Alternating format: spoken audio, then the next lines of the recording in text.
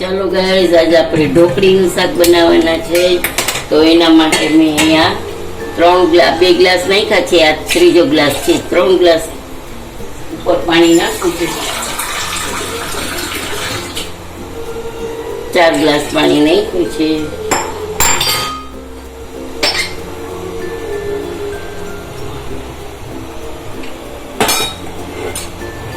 સ્વાદ અનુસાર નિમક નાખી દઈશું આપણે. 1 ચમચીથી થોડુંક વધારે નાખીશું. આદુ મરચાં લસણની પેસ્ટ છે એ નાખી દઈશું. અને પાણી આપણે ઉકળવા મૂકી દીધું છે. તો પાણી ઉકળશે પછી આપણે એમાં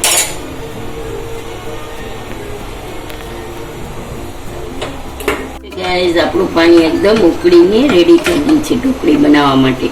પાણીને આપણે ખૂબ જ ઉકાળવું પડે. 10 મિનિટ તો ઉકાળવાનું જ પાણી. તો હવે આપણે ગેસની ફ્લેમ સ્લો કરી નાખશું અને અંદર નાખી દઈશું આપણે ચણાનો લોટ.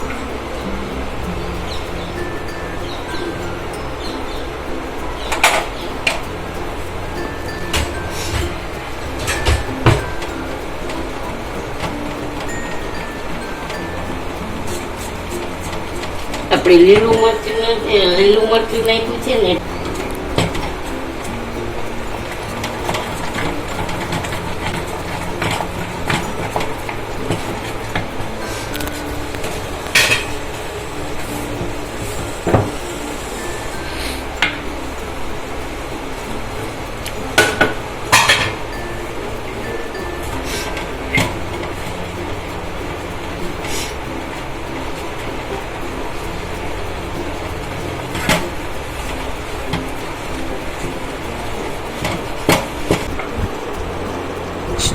જોઈ શકો છો ગાઈઝ, આપણે આ થાળીને ઓઇલ લગાવીને ગ્રીસ કરી દીધી છે. હવે આપણે એમાં બધી આ ઢોકળી છે એ પાથરી દેવાની છે. અને ઢોકળી પાથરી દીધા પછી ઠરી જાય ને પછી આપણે એને બનાવવાની રહેશે. ઘણાઈને તો એમને બી ભાવે બહુ જ, તો એમને બી ઠંડી થાય ને ગરમ ગરમ ભાવે તો ગરમ ખાઈ શકે ઘણા.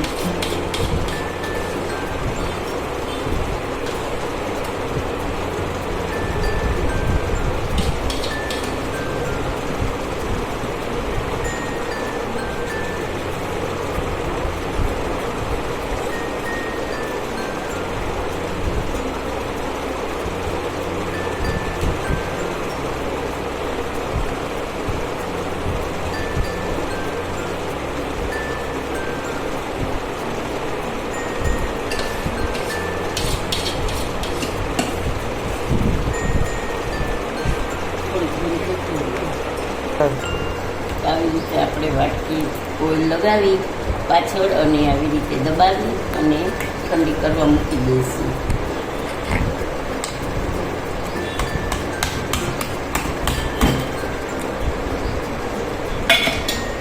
હાથેથી એ કરી શકાય છે.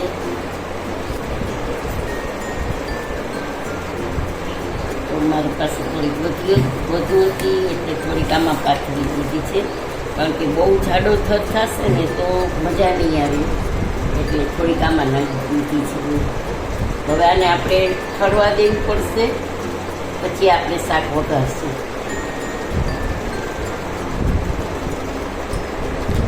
ચાલો, સોમનાથ કિચનમાં આપ સૌનું સ્વાગત છે. આજે આપણે બનાવવાના છે ઢોકળીનું શાક, ગુજરાતી લોકોનું ફેવરેટ. આ તેલ મેં મૂકી દીધું છે. તો આપણું તેલ ઓલમોસ્ટ આવી ગયું છે. તો આપણે એમાં રાઈને જીરું નાખી દીધા છે, હિંગ નાખી દીધા છે,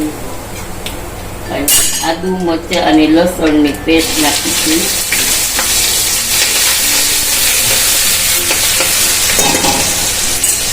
આપણે છાશ અને પાણીથી વઘારવાનું છે. તો છાશ ફાટી ન જાય ને એના માટે આપણે પહેલાં પાણી નાખીશું. નહીં તો પહેલાં છાશ નાખી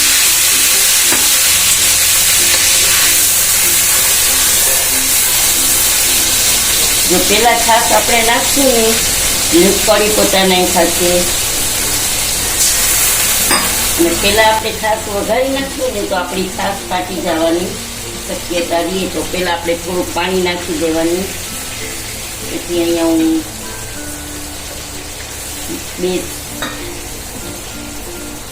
2-3 વાટકી છાશ નાખી છે.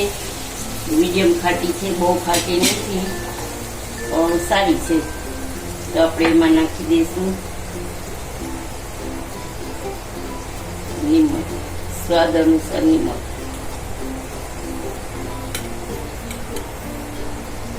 હળદર, 1 ચમચી ધાણા જીરું, 1 ચમચી લાલ મરચું પાવડર, 1/2 ચમચી નાખી દઈશું લાલ મરચું પાવડર, ગરમ મસાલો. પછી ચલાવી લઈશું. હવે આ ઉકળે ને પછી આપણે એમાં ઢોકળી નાખશું અને થોડાક આ પાણીમાં જ સાજીના ફૂલ જરાક નાખવાના છે. થોડાક એમ નાખવાના છે. તો ચાલો આપણે જોઈ લઈએ કે આપણું પાણી સરસ ઉકળી ગયું છે. તો 1 ચપટી સાજીના ફૂલ નાખવાના છે ખાલી.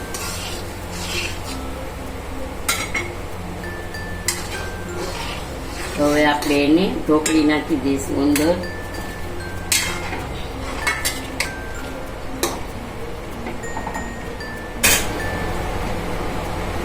હવે એને આપણે પાછી ઉકળવા દઈશું. ઉકળશે પછી તો જોઈ શકો છો ગાઈઝ, આપણું ઢોકળીનું શાક રેડી છે. ચારે બાજુથી તેલ છૂટી ગયું છે. તો આપણું શાક રેડી છે. ચાલો, અને ઢોકળી પણ એકદમ સોફ્ટ થઈ ગઈ છે. જોઈ શકો છો તૂટી જાય છે સરસ, અને એકદમ તેલ છૂટી ગયું છે. તો આપણું શાક રેડી છે. આપણું ઢોકળીનું શાક રેડી છે. તો તમને આજનો વિડીયો કેવો લાગ્યો, ઢોકળીનું શાક કેવું લાગ્યું, રેસીપી કેવી લાગી તો મને જરૂરથી જણાવશો. કમેન્ટ કરજો, સબસ્ક્રાઈબ કરજો, લાઈક કરજો અને શેર બટન દબાવજો. જય શ્રી કૃષ્ણ.